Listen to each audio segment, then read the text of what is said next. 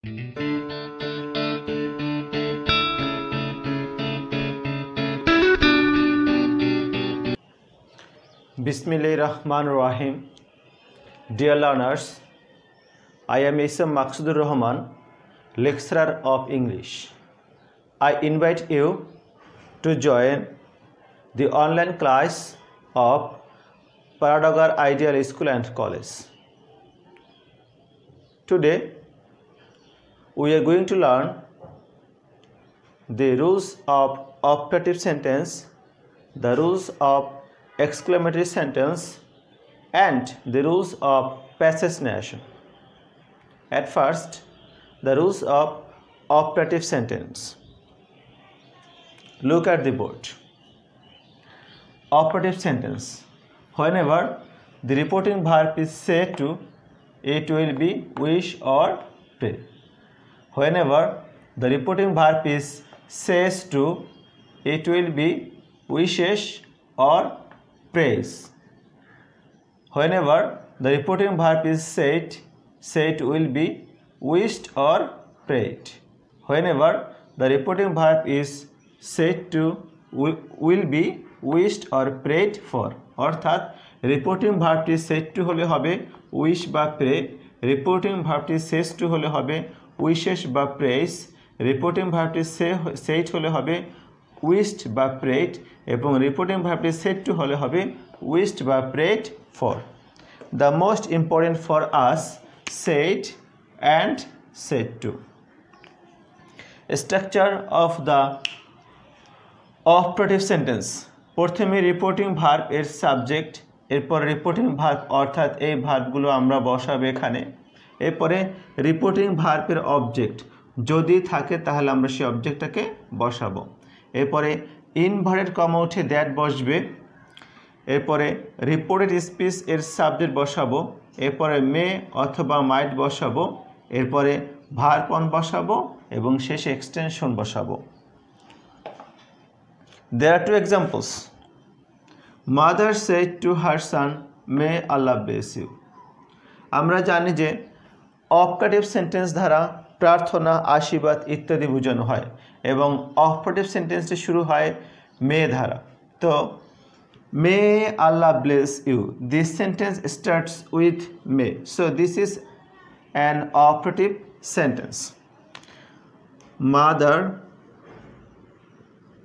প্রথমেই হলো রিপোর্টিং ভার্বের সাবজেক্ট, তাই এখানে রিপোর্টিং ভার্বের সাবজেক্ট হলো মাদার, এরপর আছে সেড টু। তো এখানে সেড টু এর পরিবর্তে আমরা উইশড বা প্রেড ফর যে কোনো একটা লিখতে পারি, লিখলাম আমরা এখানে উইশড, মাদার উইশড হার সান। ওকে, এরপরে রিপোর্টিং ভার্বের অবজেক্ট এই যে হার সান হলো অবজেক্ট, এরপরে ইনভার্টেড কমা উঠিয়ে দ্যাট, তাই বসালাম দ্যাট, এরপরে কি আছে রিপোর্টেড স্পিচ এর সাবজেক্ট, তো এখানে হলো মে আল্লাহ ব্লেস ইউ, আল্লাহ হলো এখানে সাবজেক্ট, তাহলে সেই সাবজেক্ট আমরা এখানে বসাই দিলাম আল্লাহ। এরপর আছে কি মে বা মাইট, লিখলাম মাইট, এরপরে মে আল্লাহ ব্লেস ইউ, এখানে ব্লেস হলো ভার্ব ওয়ান, তাই লিখলাম ব্লেস, এরপরে ইউ, ইউ হলো সেকেন্ড পারসন, আমরা জানি যে রিপোর্টেড স্পিচের সেকেন্ড পারসন রিপোর্টিং ভার্বের অবজেক্ট অনুসারে পরিবর্তন হয়, তাহলে ইউটা চলে আসবে হার সানের কাছে, ইউ হলো এখানে অবজেক্ট, হার সান এর অবজেক্ট হলো him. Next,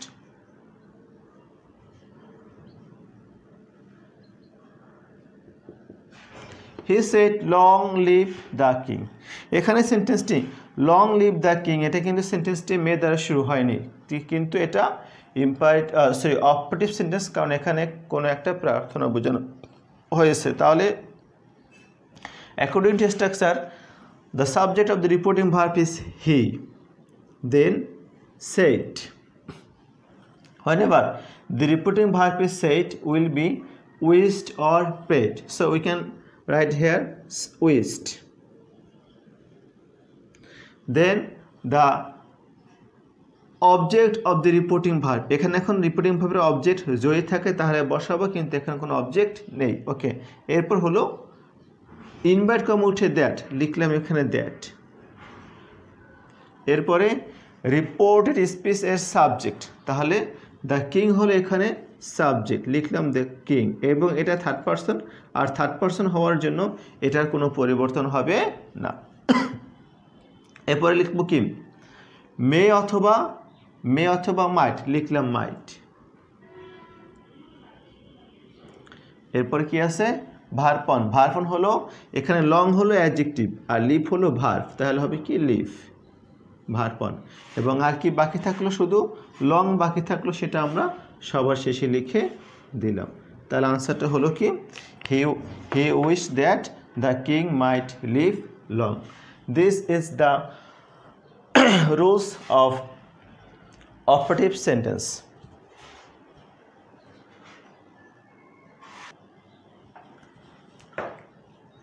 Dear learners, this is the rules of exclamatory sentence.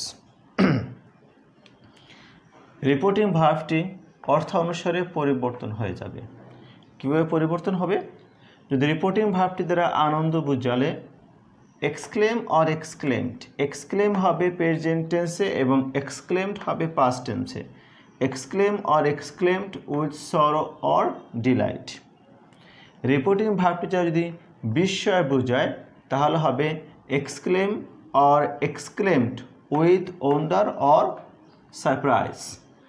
Reporting ভার্বটির দ্বারা যদি দুঃখ বা বিষাদ বোঝায় তাহলে হবে exclaim or exclaimed with sorrow or grief. তাহলে আমাদেরকে প্রথমে যে বিশেষটা আইডেন্টিফাই করতে হবে সেটা হলো রিপোর্টিং ভার্বটি দ্বারা আসলে কী বোঝানো হয়েছে, সেটা আইডেন্টিফাই করে আমরা সেই রিপোর্টিং ভার্বটির পরিবর্তে আমরা exclaim or exclaimed with joy বা ডিলাইট, জয় অর ওন্ডার বা সারপ্রাইজ, সরো বা গ্রিফ, এর যে কোনো একটি লিখব। এরপর আমাদের যে কাজ সেটা হলো দেখব যে রিপোর্টেড স্পিচটি হাউ বা হোয়াট দ্বারা শুরু হলে, খেয়াল করতে হবে যে রিপোর্টেড স্পিচটি হাউ বা হোয়াট দ্বারা শুরু হয়েছে কিনা। যদি হাউ বা হোয়াট দ্বারা শুরু হয় তাহলেও ওই যে সেন্টেন্সটি আসে সেই সেন্টেন্সটিকে, সেই এক্সক্লেমেটরি সেন্টেন্সটিকে আমরা অ্যাসার্টিভ সেন্টেন্সে রূপান্তর করে দেব, তাহলেই শেষ। আর যদি হাউ বা হোয়াট দ্বারা শুরু না হয়, অর্থাৎ অন্য ক্ষেত্রে স্বাভাবিক যে নিয়ম সেটি অনুসরণ করতে হবে। তবে এগুলো বসানোর পরে স্বাভাবিক যে নিয়ম সেটা আমরা অনুসরণ করব। আর যদি হাউ বা হোয়াট দ্বারা শুরু হয় তাহলে আমরা সেই সেন্টেন্সটিকে, সেই এক্সক্লেমেটরি সেন্টেন্সটিকে আমরা অ্যাসার্টিভ সেন্টেন্সে রূপান্তর করে দেব। এখানে কিছু এক্সাম্পল রয়েছে, the girl said how beautiful the flower is. তাহলে এটা কিন্তু অবশ্যই এক্সক্লেমেটরি সেন্টেন্স, কারণ শেষে কী আছে, এই যে নোট অফ এক্সক্লেমেশন আছে, অর্থাৎ বিস্ময়সূচক চিহ্ন রয়েছে, এবং সেন্টেন্স শুরু হয়েছে হাউ দ্বারা। তাহলে আমি এটা এখন ইনডাইরেক্ট করব। প্রথমেই হলো সাবজেক্ট দি গার্ল, এখন how beautiful the flower is, তাহলে দেখবো যে এটার ভিতরে কোনটা বুঝিয়েছে, অবশ্যই এখানে কি আনন্দ বুঝিয়েছে অথবা এখানে বিস্ময়, দুইটা যে কোনো একটা হতে পারে। আমরা ধরি এটা কি বুঝিয়েছে, আনন্দ, তাহলে হবে কি দি গার্ল এক্সক্লেমড। এক্সক্লেমড হওয়ার কারণ হলো এখানে রিপোর্টিং ভার্ব সেড যেটা হলো ভার্ব টু, সেজন্য হচ্ছে এক্সক্লেমড। কিন্তু রিপোর্টিং ভার্ব যদি এখানে প্রেজেন্ট হইতো তাহলে হতো এখানে এক্সক্লেমড উইথ জয়, অর্থাৎ তিনি আনন্দের সাথে বললেন দ্যাট। এই পর্যন্ত আমরা লিখলাম।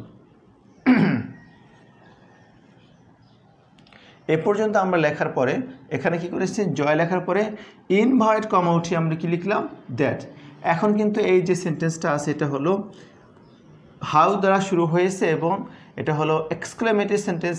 এই সেন্টেন্সটিকে আমরা অ্যাসার্টিভ করে দেব, তাহলে আমাদের ন্যারেশন পরিবর্তন হয়ে যাবে। তাহলে সাবজেক্ট হলো দ্য ফ্লাওয়ার, এরপরে ভার্ব হলো ইজ, যেটা হয়ে যাবে ওয়াজ, দ্য ফ্লাওয়ার ওয়াজ, এরপর হলো ভেরি, এরপর হলো বিউটিফুল। আমরা আরেকবার লক্ষ্য করি, সেটা হলো how beautiful the flower is, এটা দ্বারা বোঝানো হয়েছে আনন্দ। সেজন্য আমরা প্রথমে রিপোর্টিং ভার্বের সাবজেক্ট লিখলাম, এরপরে এক্সক্লেমড উইথ জয় লিখলাম। এক্সক্লেমড লেখার কারণ হলো সেইট হলো ভার্ব টু, এখানে যদি ভার্ব অন হতো তাহলে হতো এক্সক্লেমড উইথ জয়। এরপর রিপোর্টিং ভার্ব তুলে আমরা এখানে লিখলাম দ্যাট। এরপরে ভালো করে লক্ষ্য করতে হবে, how beautiful the flower is, এটা হলো এক্সক্লেমেটিভ সেন্টেন্স এবং শুরু হয়েছে হাউ দ্বারা, সুতরাং এটাকে আমরা এখন অ্যাসার্টিভ সেন্টেন্সে রূপান্তর করব। অ্যাসার্টিভ সেন্টেন্সে রূপান্তর করার প্রথমে হলো সাবজেক্ট বলবে, এরপরে ভার্ব।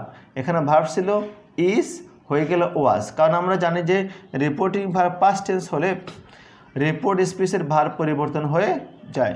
এরপরে ভেরি বা গ্রেট, আমরা এখানে ব্যবহার করলাম ভেরি।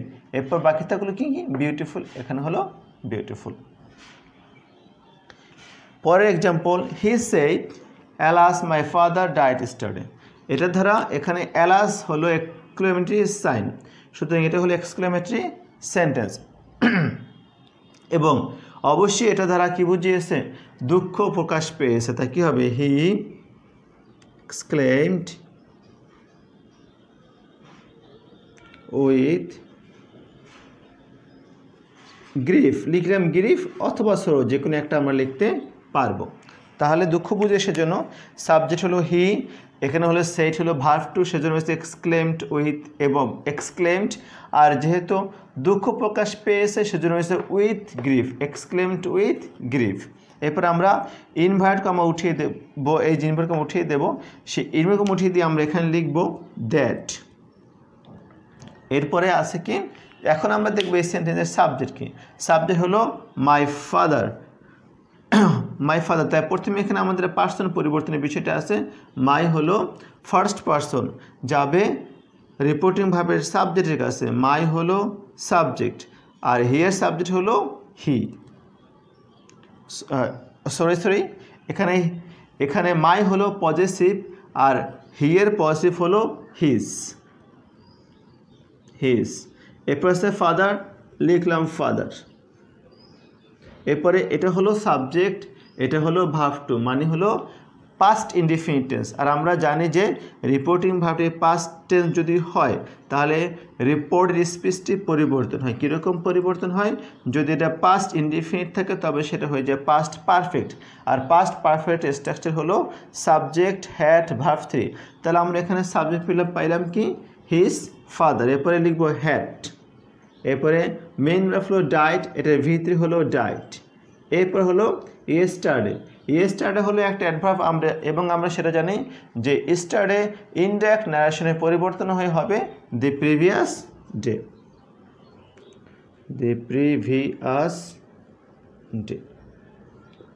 তাহলে আমরা আর একবার দেখি যে এখানে হি সাবজেক্ট বসালাম আমরা এবং সেইট ভার্ব টু, সেজন্য হচ্ছে এক্সক্লেমড। এখানে রিপোর্টিং ভার্ব দ্বারা দুঃখ প্রকাশ পেয়েছে সেজন্য হচ্ছে exclaimed with grief. Invert comma উঠিয়ে আমরা এখানে লিখলাম দ্যাট। এরপর মাই হলো ফার্স্ট পার্সন গেল হিয়ের কাছে, সাবজেক্টের কাছে, রিপোর্টিং ভার্বের সাবজেক্টের কাছে। মাই হলো পজেসিভ, হিয়ের পজিটিভ হলো হিজ। এরপর ফাদার লিখলাম ফাদার। এরপর আমরা জানি যেটা হলো পাস্ট ইনডিফিনিট টেন্স পরিবর্তন হয়ে হবে পাস্ট পারফেক্ট টেন্স, তার সাবজেক্ট হলো হিজ ফাদার। এরপরে স্ট্রাকচার অনুসারে আমরা লিখলাম হ্যাড। এরপরে ডাইট হলো ভার্ব থ্রি, সেই ডাইট ভার্ব টু এবং এর ভার্ব থ্রিও হলো ডাইট। এরপর দেখলাম আছে ইয়েস্টারডে পরিবর্তন হয়ে হবে the previous day. The learners, we have already learned the rules of assertive sentence, the rules of interrogative sentence, imperative sentence, operative sentence and exclamative sentence. Now we will try to learn the rules of passage narration.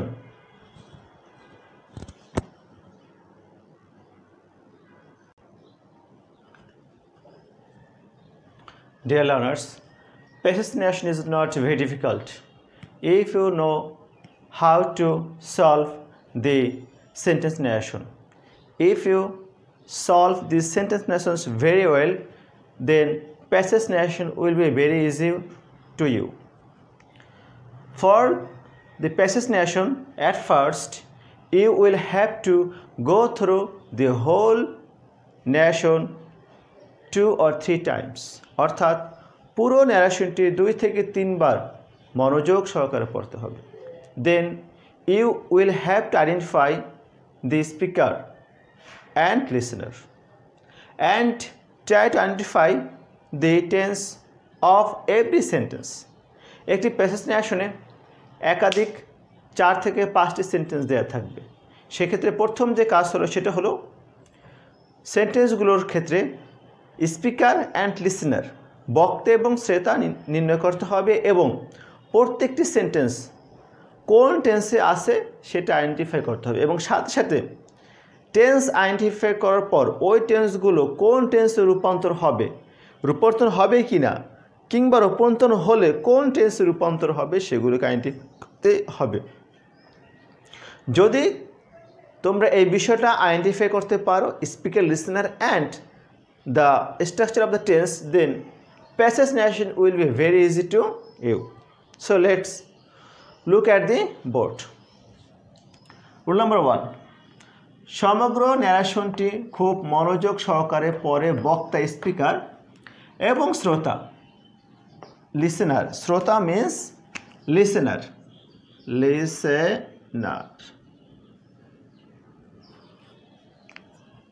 এবং সেন্টেন্সগুলোর tense নির্ণয় করতে হবে, অর্থাৎ সেন্টেন্সগুলো কোন টেন্সে আছে সেগুলো নির্ণয় করতে হবে এবং সেই টেন্সগুলো পরিবর্তন হবে কিংবা পরিবর্তন হলে কোন টেন্সে পরিবর্তন হবে সেটা আমাদেরকে প্রথমেই ন্যারেশন শুরু করার প্রথমে আমাদেরকে সেটা ন্যারেশন লেখা শুরু করার প্রথমে আমাদেরকে সেগুলো নির্ণয় করতে হবে। দেন রুল নাম্বার 2, রিপোর্টিং ভার্বটি যদি শেষে দেওয়া থাকে তবে ইন্ডিকেট করার সময় তার শুরুতে লিখতে হবে। আমরা জানি যে সেন্টেন্স ন্যারেশনের ক্ষেত্রে রিপোর্টিং ভার্বটি সবসময় সেন্টেন্সের শুরুতেই থাকে, কিন্তু প্যাসেজ ন্যারেশনে দেখা যাবে যে রিপোর্টিং ভার্বটি সেন্টেন্সের শুরুতে কিংবা সেন্টেন্সের শেষে, এমনকি প্যাসেজের শেষে গিয়েও থাকতে পারে। অনেক সময় আমরা প্যাসেজটা সম্পূর্ণভাবে না পড়ে ন্যারেশন করা শুরু করি, কিন্তু সেই ক্ষেত্রে আমরা স্পিকার এবং লিসেনার খুঁজে পাই না কিংবা রিপোর্টিং ভাবটা খুঁজে পাই না।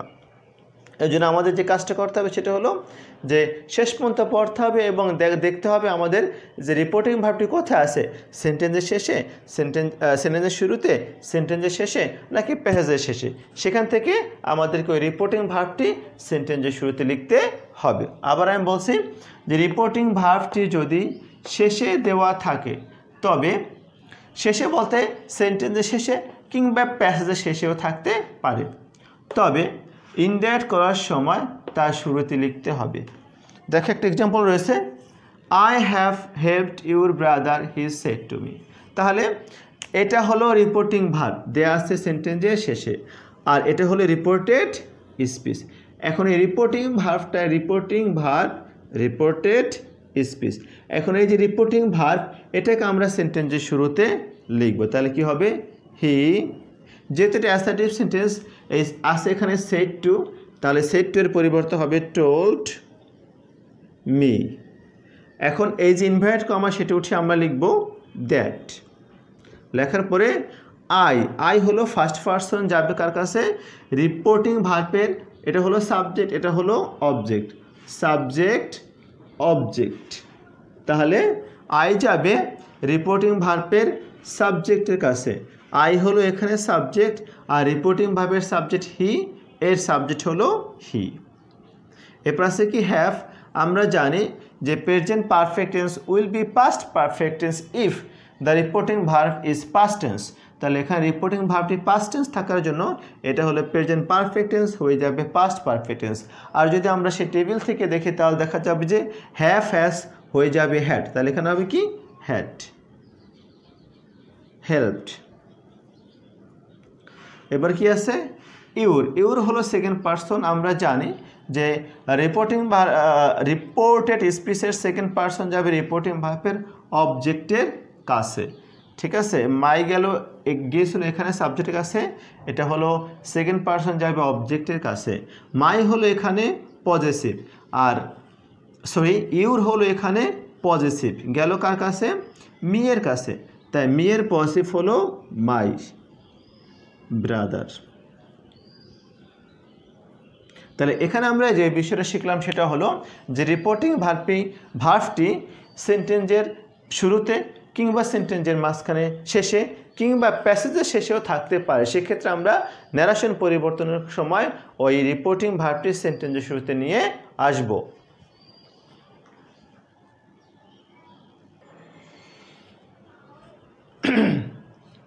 Dear learners, this is the rule number 3 of passage narration.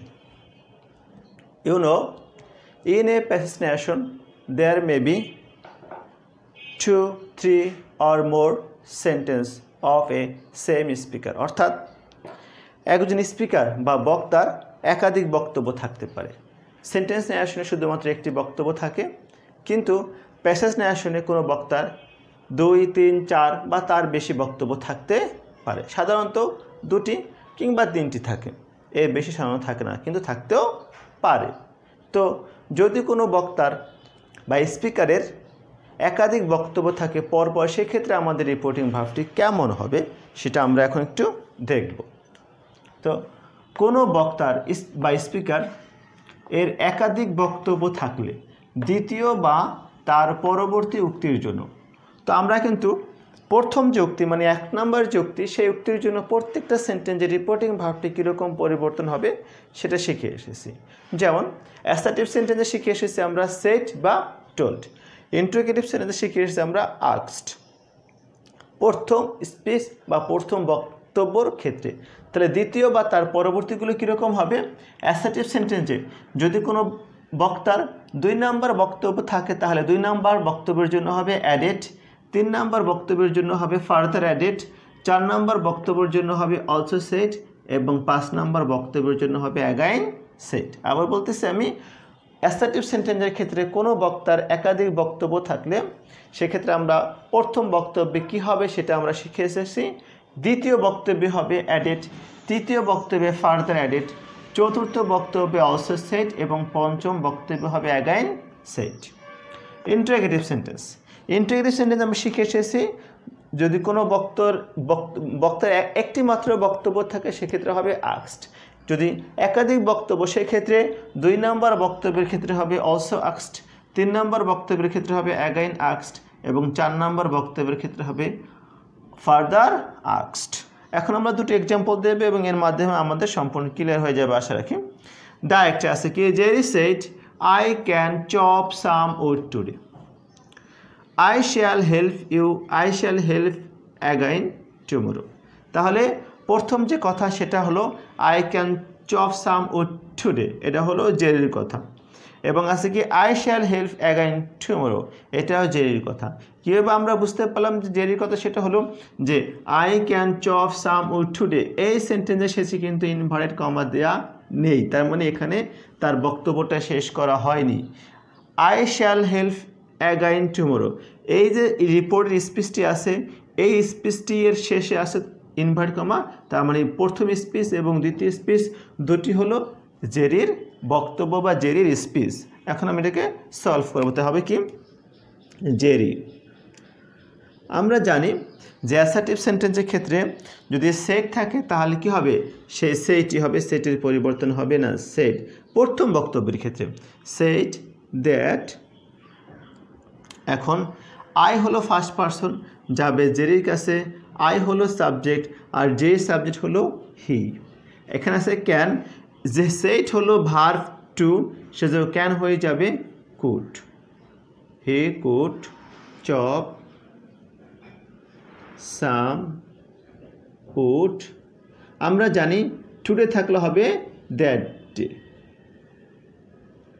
এটা হলো জেরির প্রথম বক্তব্য। এখন জেরি কিন্তু আবার বলেছে I shall help again tomorrow, সেক্ষেত্রে এটা হলো অ্যাসার্টিভ সেন্টেন্সের 2 নম্বর বক্তব্য, আর এই ক্ষেত্রে রিপোর্টিং ভার্বটি হবে অ্যাডেড। তাহলে কি হবে, জেরি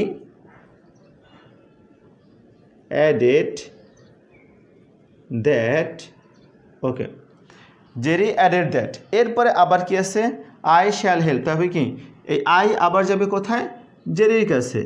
আই হলো সাবজেক্ট, যে সাবজেক্ট হলো হি, এখানে আছে কি হি, শ্যাল আসা হবে কি would, he would help again tomorrow থাকলে হবে দ্য নেক্সট ডে অথবা দ্য ফলোয়িং ডে। আমি এটাকে আবার একটু বলে দিচ্ছি যে Jerry said I can chop some wood today, এটা হলো জেরির প্রথম বক্তব্য। দ্বিতীয় বক্তব্য হলো I shall help again tomorrow. তাহলে প্রথম ক্ষেত্রে আমাদের কিন্তু সেট থেকে এসেছে, কিন্তু জেরির দ্বিতীয় বক্তব্যের ক্ষেত্রে আমরা কিন্তু রিপোর্টিং ভার্বটি আমরা বসিয়েছি অ্যাডেড। এরপর আমরা আরেকটা এক্সাম্পল দেখি। He said to me what is your name, what is your father, what does he serve. তাহলে এটা হলো তিনটা স্পিচ দেওয়া আছে এবং তিনটা স্পিচ হলো ইন্টারোগেটিভ সেন্টেন্স। তাহলে প্রথমে আছে কি he subject, A said to এর ক্ষেত্রে হবে আস্কড, কারণ এখানে আমরা প্রথম বক্তব্যের কথা বলছি এবং প্রথম বক্তব্যের ক্ষেত্রে ইন্টারোগেটিভ সেন্টেন্সে বসে আস্কড। এরপরে অবজেক্ট হলো মি। এখন হলো what is your father, what is your name. তাহলে এটা হলো ডব্লিউএস কোশ্চেন দ্বারা শুরু হয়েছে, মানে ইন্টারোগেটিভ প্রোনাউন দ্বারা শুরু হয়েছে, তার মানে ইন্টারোগেটিভ প্রোনাউনটি বলবে সেটা হলো কি হোয়াট, লিখলাম হোয়াট। এরপর হলো রিপোর্টেড স্পিচের সাবজেক্ট ইউর নেম, তাহলে হবে ইউর হলো সেকেন্ড পারসন, যাবে রিপোর্টিং ভার্বের অবজেক্টের কাছে। ইউর হলো পজেসিভ আর মেয়ের পজেসিভ হলো মাই নেম। এখানে ভার্ব আছে ইজ, হয়ে যাবে ওয়াজ, ফুল স্টপ। আমরা জানি যে ন্যারেশনের ক্ষেত্রে ইন্টারোগেটিভ ন্যারেশন পরিবর্তন হয়ে অ্যাসার্টিভ হয়ে যায়। এরপরে হোয়াট ইজ ইউর ফাদার, তাহলে এটাও কিন্তু ওই সাবজেক্ট হি, তার কথা, এবং এটা হলো তার দ্বিতীয় বক্তব্য। আর আমরা জানি ইন্টারোগেটিভ সেন্টেন্সে দ্বিতীয় বক্তব্যের ক্ষেত্রে রিপোর্টিং ভার্বটি হবে অলসো আস্কড। তাহলে হবে কি হি অলসো আস্কড। এক্ষেত্রেও কিন্তু সেন্টেন্সে শুরু হয়েছে ইন্টারোগেটিভ প্রোনাউন দ্বারা, তাহলে সেই ইন্টারোগেটিভ প্রোনাউনটি এখানে বসবে হোয়াট, লিখলাম হোয়াট। এরপর কি আছে, এবার সাবজেক্ট, তাহলে ইউর, এটা হলো সেকেন্ড পারসন, আবার সেই মেয়ের কাছে আসবে আসবে মেয়ের কাছে। ইউর হলো পজিটিভ, মেয়ের পজিটিভ হলো মাই। এরপর আছে কি ফাদার, মাই ফাদার। এরপর ভার্ব আছে কি ইজ, এই ইজ ভার্বটা হয়ে যাবে ওয়াজ, ফুল স্টপ, শেষ sentence what does he serve.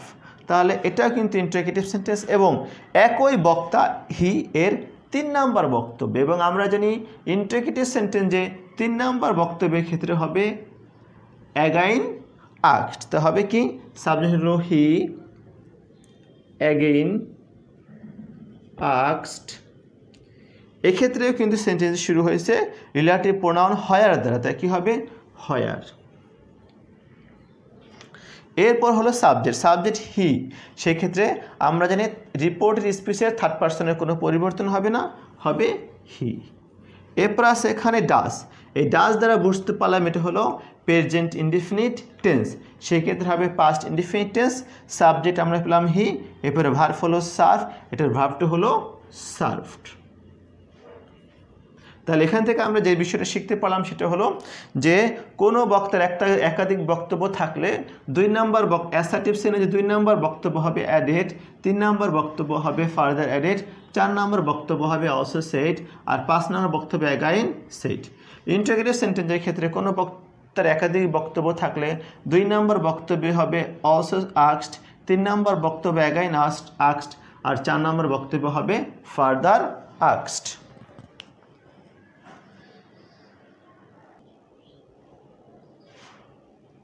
Dear learners, in our practical life, sometimes we answer some questions by using yes or no. Such as someone can ask you, are you going to Dhaka tomorrow? কেউ তোমাকে প্রশ্ন করতে পারে যে তুমি কালকে ঢাকা যাচ্ছ? We can answer this question by using 2 ways. We can say yes or no, or we can say yes, I'm going to Dhaka tomorrow, or we can say no, I am not going to Dhaka tomorrow.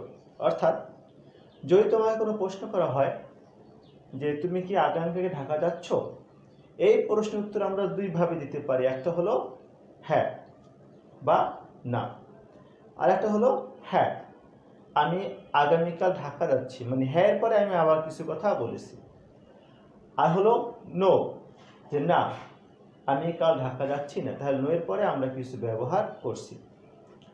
Passage ন্যারেশনের ক্ষেত্রে reported স্পিচে যদি শুধুমাত্র yes থাকে, অর্থাৎ কোনো প্রশ্নের উত্তর যদি কোনো প্রশ্নের আনসার যদি আমরা ইয়েস ধারা দিয়ে থাকি, তাহলে ইয়েস এর পরিবর্তে হবে রিপ্লাই ইন দি অ্যাফার্মেটিভ, শুধুমাত্র ইয়েস এর পরিবর্তে। এবং ইয়েস বলার পরে যদি আমরা এর সাথে সাথে আরো কিছু কথা বলি, ওই উত্তর যদি ইয়েস এবং তার সাথে আরো কিছু বক্তব্য দিয়ে শেষ করি, তাহলে হবে reply in the affirmative and said that. Yes এর পরিবর্তে এই দ্যাট পর্যন্ত লেখার পরে তারপরে এই যে স্পিচ, সেই স্পিচের ন্যারেশন পরিবর্তন আমরা করব। তারপর হলো নো, যদি কোনো প্রশ্ন উত্তর শুধুমাত্র আমরা নো ধারা শেষ করি, তাহলে হবে নো এর পরিবর্তে হবে রিপ্লাই ইন দি নেগেটিভ। আর যদি কোনো প্রশ্ন উত্তর আমরা নো এর পরে আরো কিছু বক্তব্য রাখি ওই প্রশ্ন উত্তর দেওয়ার ক্ষেত্রে, তাহলে হবে ওই নো এর পরিবর্তে হবে reply in the negative and said that. লিখলা এই দ্যাট পর্যন্ত লিখলাম কিসের পরিবর্তে, নো এর পরিবর্তে, তারপরে স্পিচ, সেই স্পিচ এই ন্যারেশন আমাদের পরিবর্তন করতে হবে। এখানে দুটো एग्जांपल আছে, আমরা একটু লক্ষ্য করি। Runa said to me, have you done the work? Yes, I said. তো রুনা আমাকে প্রশ্ন করেছে, have you done the work? এর প্রশ্নের উত্তরটা আমি দিয়েছি শুধুমাত্র ইয়েস ব্যবহার করে, ইয়েস এর পরে আমি আর কোনো কথা বলি নাই। তার আনসারটা হবে কি, রুনা asked me। যেহেতু ইন্টারোগেটিভ সেন্টেন্স, তার মানে সেটের পরিবর্তে হবে asked। এবারে এটা কিন্তু শুরু হয়েছে রিলেটিভ প্রোনাউন দ্বারা শুরু হয়নি, মানে ইন্টারোগেটিভ প্রোনাউন দ্বারা শুরু হয়নি, তার মানে হবে কি ইফ। এরপরে সাবজেক্ট ইউ, সেকেন্ড পারসন যাবে মি এর কাছে, ইউ হলো এখানে সাবজেক্ট, মি এর সাবজেক্ট হলো আই, হ্যাভ থাকলে হয় হ্যাড ডান দা ওয়ার্ক। ওকে, তাহলে কি করলো, রুনা আমাকে প্রশ্ন করলো যে আমি কাজ শেষ করেছি কিনা, এরপর আমার উত্তর আমি শুধু বলেছি ইয়েস। তাহলে এই ইয়েস এর পরিবর্তে হবে কি হবে, I replied in the affirmative.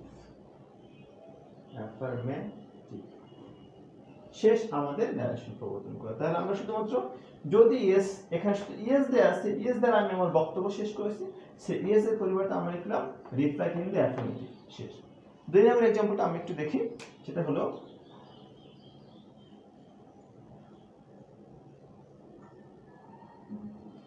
Runa said to me, Rima, are you going to Dhaka tomorrow? No, I have changed my decision, said Rima. তাহলে এখানে কিন্তু রানা রিমাকে জিজ্ঞেস করছে যে তুমি কি আগামী থেকে ঢাকা যাচ্ছ। রিমা কিন্তু কি করেছে, সে নো এর সাথে আর কিছু বক্তব্য যোগ করে তারপরে সে তার বক্তব্যটি বা উত্তরটি শেষ করেছে। সেই ক্ষেত্রে নো এর পরিবর্তে হবে reply in the negative and said that. তারপরে এই যে পরের যে স্পিচ আছে সেই স্পিচের ন্যারেশনে পরিবর্তন করতে হবে। তাহলে আমরা একটা করি, রানা asked Rima if, তাহলে ইউ হলো সেকেন্ড পারসন যাবে রিমার কাছে, ইউ হলো সাবজেক্ট, রিমার সাবজেক্ট হলো শি, আছে কি আর হবে was. If she was going to Dhaka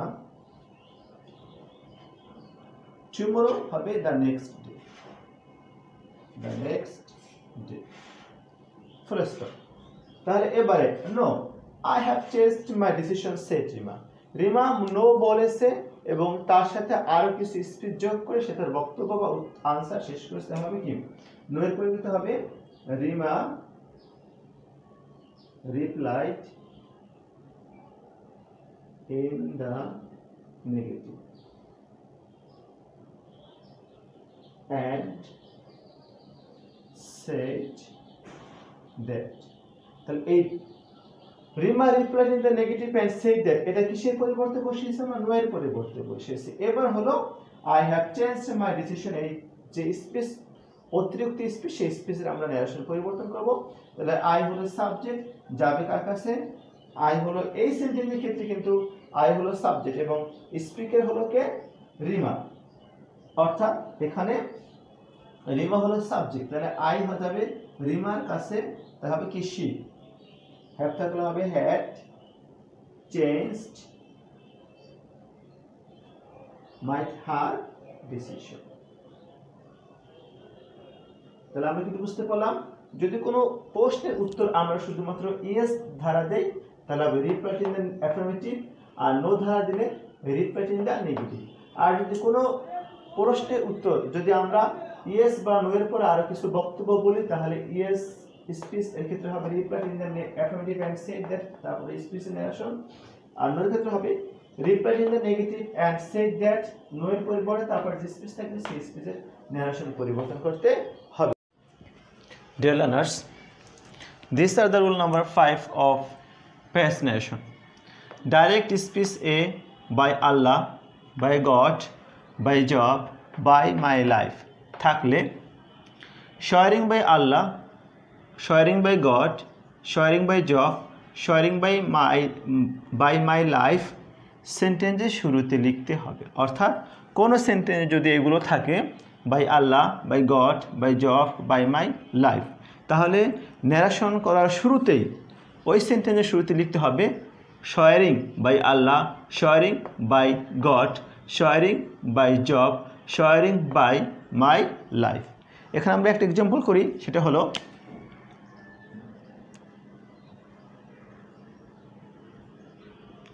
by Allah he replied I will help you in your danger। তাহলে শুরুতে কি আছে বাই আল্লাহ আসতে কি লিখবো আমরা বাই আল্লাহর পরিবর্তে সোয়ারিং বাই আল্লাহ। ওকে, শেষ। এইটুকু লিখলাম কিসের পরিবর্তে সোয়ারিং বাই আল্লাহ, বাই আল্লাহর পরিবর্তে। এরপর কি লিখবো হি রিপ্লাইড। যদি রিপোর্টিং বা রিপ্লাইড থাকে তবে সেটার পরিবর্তন হয় না, রিপ্লাইড থাকে। হি রিপ্লাইড দ্যাট, তাহলে আই হলো ফার্স্ট পারসন যাবে হি এর কাছে, সাবজেক্টের কাছে আই সাবজেক্ট, হি এর সাবজেক্ট হলো হি উড হওয়ার কারণ হলো এটা হলো রিপ্লাইড ভার্ব টু, রিপোর্টিং ভার্বটি পাস্ট টেন্স, সেজন্য উইল হয়ে যাবে উড। হি উড হেল্প, এখানে হবে ইউ, সরি ইউ আসে নাই, help you in your danger. এখানে ইউ এবং ইউর সেকেন্ড পারসন পরিবর্তন হয়নি। কেন পরিবর্তন হয়নি? কারণ এখানে কোনো অবজেক্ট নেই, সেজন্য এটার কোনো পরিবর্তন হয়নি। Rule number 7 of passage narration, অনেক সময় ডাইরেক্ট স্পিচ এ বক্তা বা শ্রোতার উল্লেখ থাকে না। সেক্ষেত্রে কি করতে হবে? বক্তার ক্ষেত্রে আমরা লিখব দ্য স্পিকার এবং শ্রোতার ক্ষেত্রে লিখতে হবে দ্য লিসেনার। এ দুটো ব্যবহার করে আমরা ন্যারেশন পরিবর্তন করব। তাহলে আমরা এখানে পড়ি, একটা এক্সাম্পল দিয়ে আছে, are you coming to my house tomorrow? Yes I will come tomorrow morning. তা কি আছে এখানে কিন্তু কি এখানে কোনো স্পিকার কিংবা কোনো লিসেনার মানে কোনো বক্তা বা শ্রোতা দেয়া নেই। সেক্ষেত্রে আমরা তাহলে are you coming to my house tomorrow, এখানে একজন কি আমরা স্পিকার নিয়ে আসবো, সেটা হবে কি, তাহলে হবে কি দ্য স্পিকার। স্পিকার মানে বক্তা। তাহলে এই সেন্টেন্সের are you coming to my house tomorrow, এই সেন্টেন্সের এটা একজনের বক্তব্য, আর তাকে আমরা ধরেছি কি দ্য স্পিকার। তাহলে হবে কি দ্য স্পিকার, যেহেতু ইন্টারোগেটিভ হিসাবে আস্কড, কাকে আস্কড করেছে? দ্য লিসেনারকে, ঠিক আছে। এই সেন্টেন্স স্পিকার হলো এবং লিসেনার হলো, ওকে ঠিক আছে। এরপরে আছে ইন্টারোগেটিভ সেন্টেন্স, সেটা যেহেতু শুরু হয়েছে আর ধারা মানে ইন্টারোগেটিভ প্রোনাউন দ্বারা শুরু হয়নি, তার মানে এখানে বসবে ইফ। এরপরে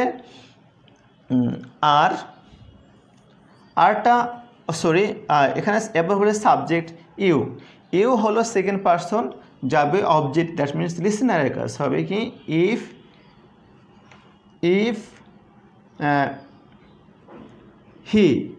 হি মানে হলো লিসেনার, ইফ হি আছে আর হবে ওয়াজ, ইফ হি ওয়াজ আছে এখানে কি কামিং হবে going, if he was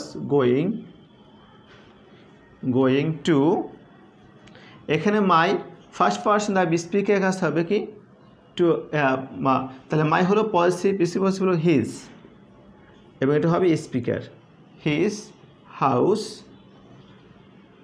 the next day, the next day.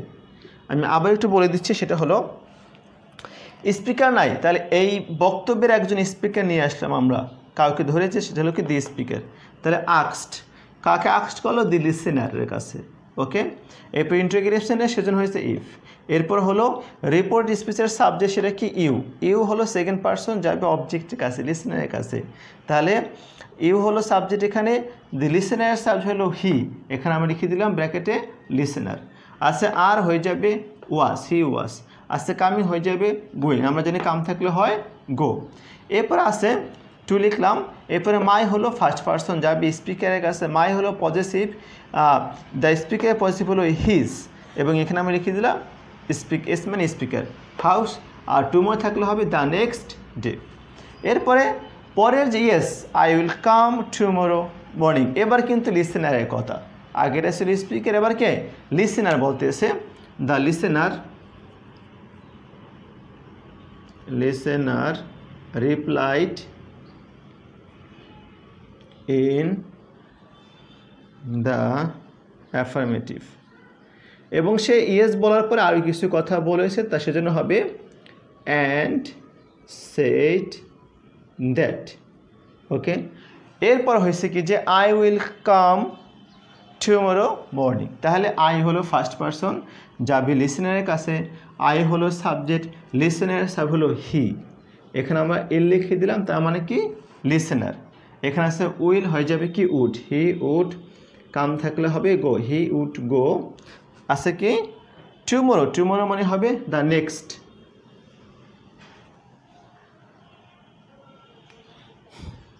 The next morning.